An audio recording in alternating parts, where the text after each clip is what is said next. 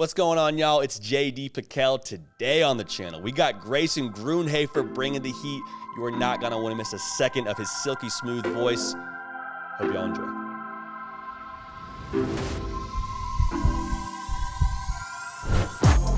Welcome in to CFB with JD. I'm your host, Grayson Grunhafer, and of course, today we are talking about one of the biggest recruitments of the decade, possibly of all time, and of course, y'all know who I'm talking about, Arch Manning.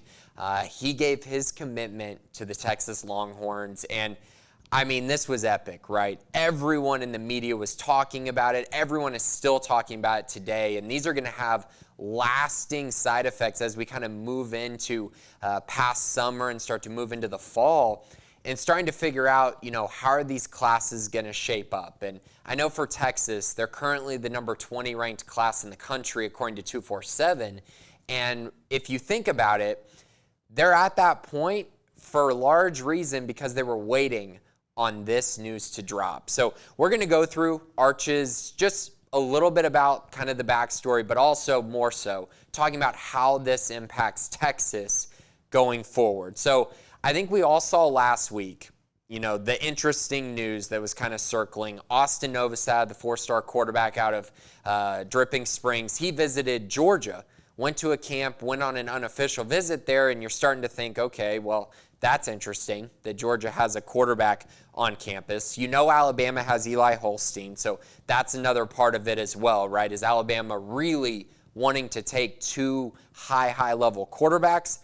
I don't really know the answer to that, but it didn't seem too likely as things progressed. And then Texas got a commitment from his teammate, Will Randall, the tight end. So it all started trending Texas's way. And so everything starts going that way. And then, of course, he makes his decision in what was absolutely epic. Just a quick, short post, which really is indicative of his entire recruitment.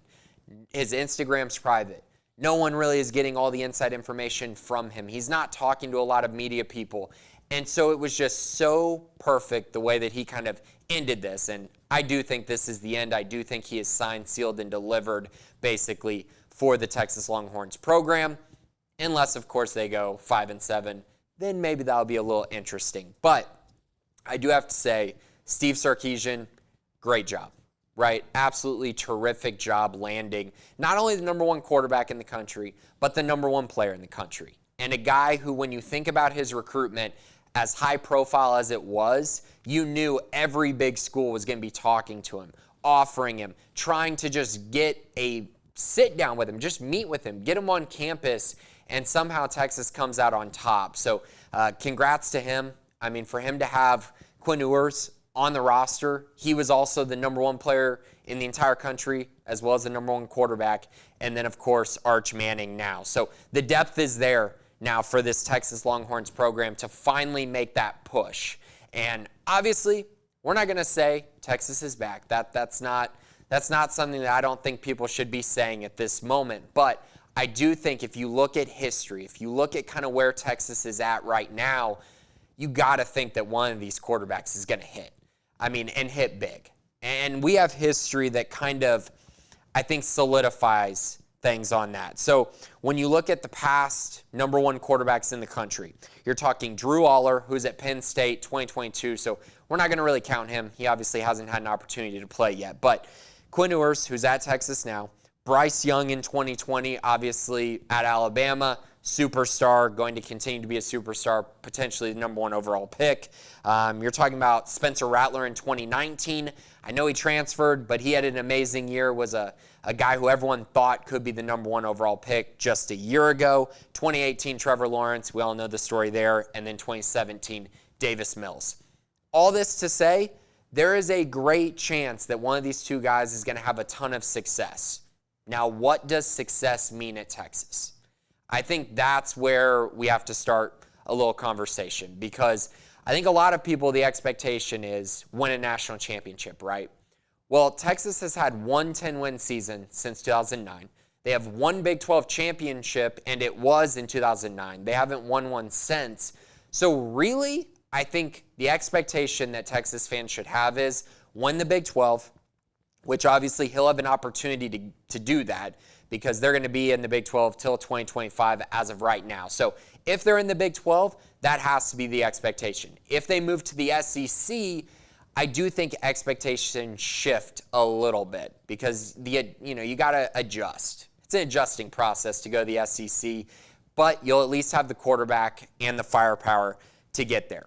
Now, I think the other part that we have to look at is what Steve Sarkisian has done with quarterbacks in the past. When you kind of think about guys like Matt Leinart, Carson Palmer, Mac Jones, I mean, all of these guys, what they have in common is they are true elite pocket passers, correct? Those are guys who stand in the pocket, they make every throw that they need to, and they get the ball to playmakers in space. And that's been the history of Steve Sarkisian. He wants guys like that.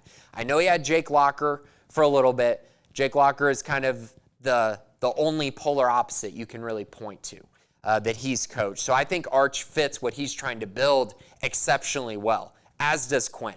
And so I think because of that, they fit the scheme so well. They're both supremely talented. You're going to have a guy who is a high-impact performer.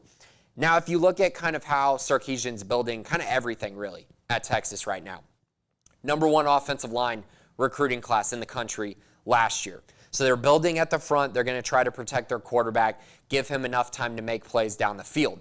You talk about guys like Isaiah Nayor, Xavier Worthy. They're building talent on the outside. They're trying to be able to stand in the pocket and make tough throws, but tough throws to elite playmakers, which makes everything easier for the entire offensive scheme. So it's really impressive to see how they've built this out, how Steve Sarkisian has kind of adapted the roster through the transfer portal, through his recruiting, to try to make it as close to an Alabama as he can.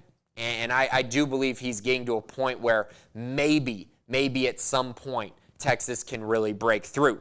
I think the other part that we do have to talk about a little bit is Arch Manning's impact as a recruiter, right? So Texas, like I said, they're number 20 in the country right now, but you add Arch Manning, and I think this is one of those situations where why wouldn't you be interested in playing for Texas at the moment? I mean, they have a lot of momentum. They already have Trey Wisner committed at running back, which is a great start. I mean, that's a very high-end player who's going to be very talented and fits what they're trying to build, but they're also going out and trying to recruit guys who I think fit the system really well, too. And that's Cedric Baxter, one of the top running backs in the country, Jonah Wilson, Mikael Harrison-Pilot, 4-star wide receivers who are very, very good, Jonte Cook, a 5-star wide receiver.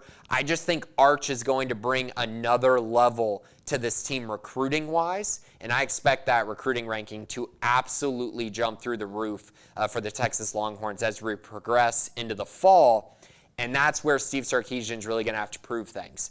Because if they go out and lay an egg again and go 5-7, that's going to be a problem. But if he can get them to that 9-win point, which I think is where a lot of people expect this team. I know some have them Big 12 champs. I don't quite see that yet, but they just need to show progress and show signs of moving forward so that recruiting continues to pick up and Arch Manning can recruit with some production to back it as well. So that's my take right now on Arch. I think Arch is going to be fantastic. He gives them the depth to be successful at the quarterback position going forward and just as a team overall. But this is it. That's it. That's all we're talking about today. That is Arch Manning, one of the biggest recruiting stories and headlines that we've seen in the last decade. And that's it for CFB with JD. I'm your host, Grayson Grunhafer. Talk to you next week.